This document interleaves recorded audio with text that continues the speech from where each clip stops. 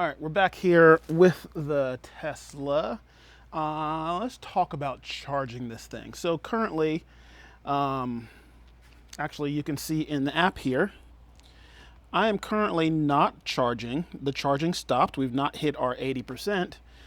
And I'm going to hit start charging here and you can see what pops up. Charger already requested. Please check your vehicle for details if charging doesn't start. So what happened here is we don't have a charger here at the house. Let me show you here. So you can see, let's flip you all around. So I am plugged in here, but you can see that we've got, I think you guys can see that. There's a red on my charge thing. That should be either green or blinking blue. Let's take you in. So we currently are coming down and I'm just using the standard mobile charger right now. And we are plugged into an outlet over here. And you can see it's blinking red here. There are some other things plugged in this outlet. I have it this way. So like we've got our fridge over here. That's a cable that runs up to our Ring camera. And that's just another plug that's not even really running anything right now. But I had a unit on here originally, a bigger unit that kind of compiled everything. I separated it because we keep getting low voltage drops.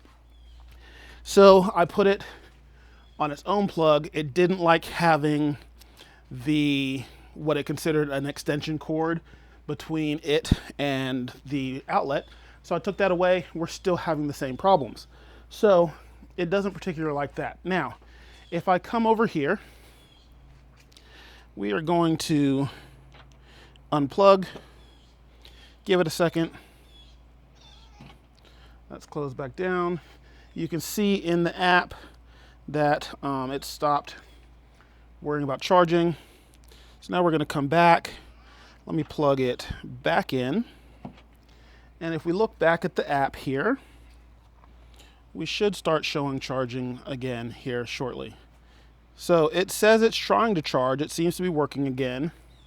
You can see it's getting 0 kilowatts on a plug like a regular outlet like this. It's maybe max going to get 3 kilowatts. Sometimes I've seen as high as 4, maybe 5. But right now you can see it's showing 0. And I've had many times that it's shown 0 and it often drops. And what'll happen is, give it some time, it'll say that it's dropped voltage and dropped down and it stops charging. Happens pretty regularly and it's been getting worse. So it's hot out here, one moment. So as I talked about in my video on the Jackery power bank, I was interested to know whether or not we could charge off of a remote power bank. So I got this. So this is an adapter here that goes into the big outlet on the Jackery and it attaches here. Now I'm not going to go through the whole, hold on, plane going overhead. I'm not going to go through the whole process. I did try this out. And I plugged in this guy and this is the adapter piece here that goes into the mobile charger. It does fit. This does plug into the Jackery. But what would happen was, and I didn't record this, but I'm not going to do this right now because there's no point in trying to set this all up when I know it doesn't work. It would say in the app that it doesn't work because it's not grounded.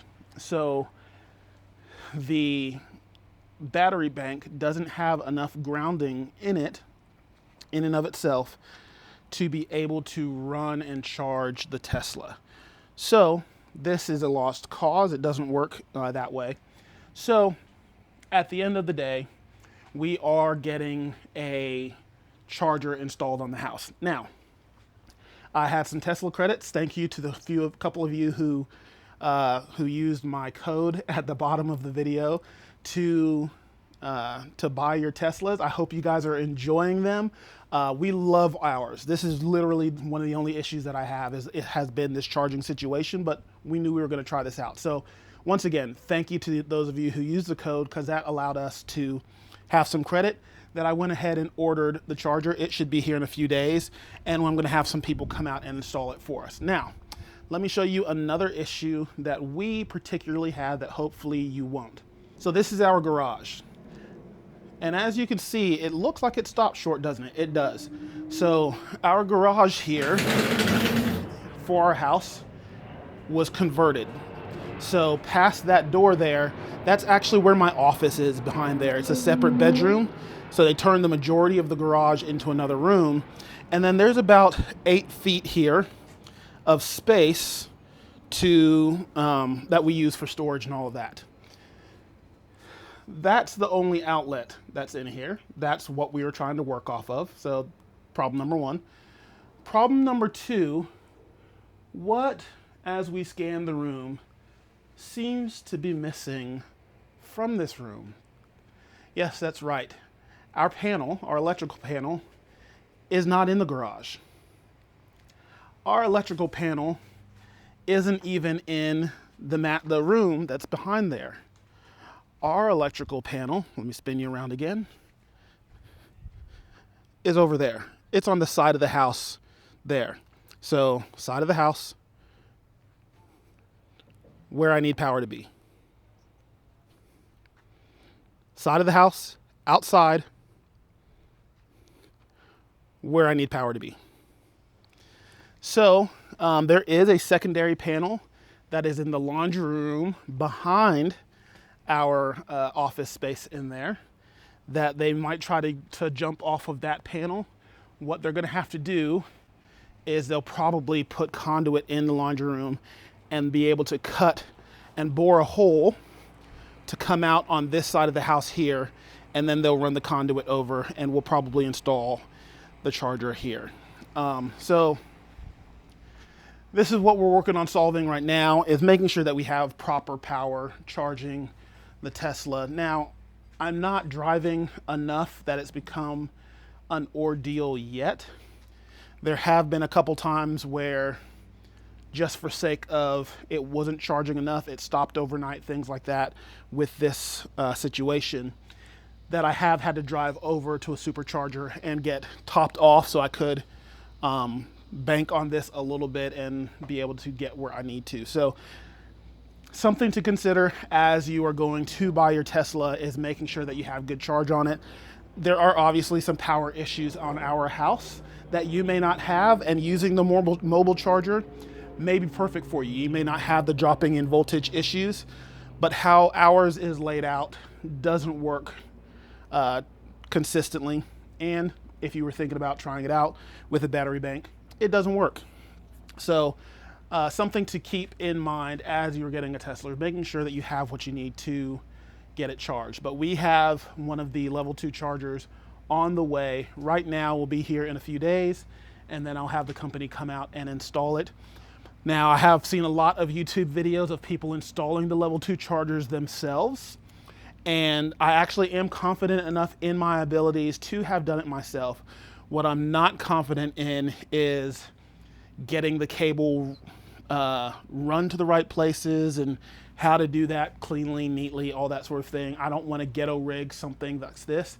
If I did have my main panel in the garage here and could just drop a port and put in a breaker and all that with the right cabling stuff right here, I would do it.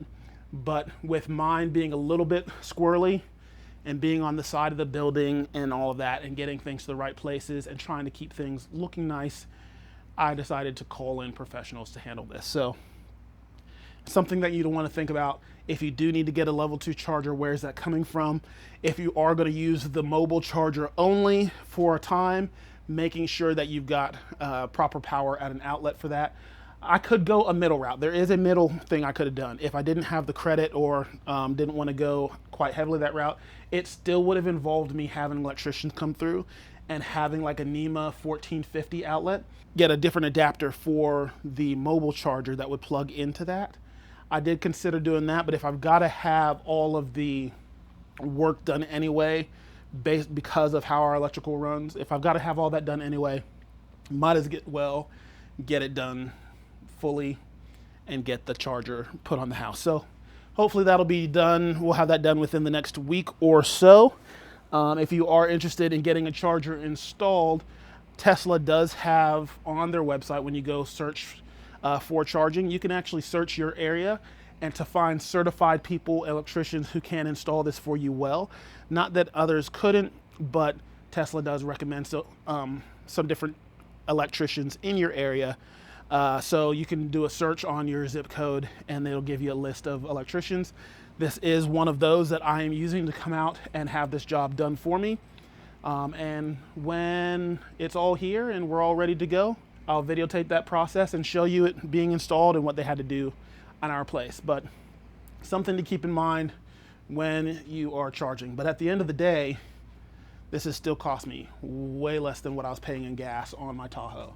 Nowhere near the $300 a month I was paying in gas, so this is working out in our favor, but something to keep in mind.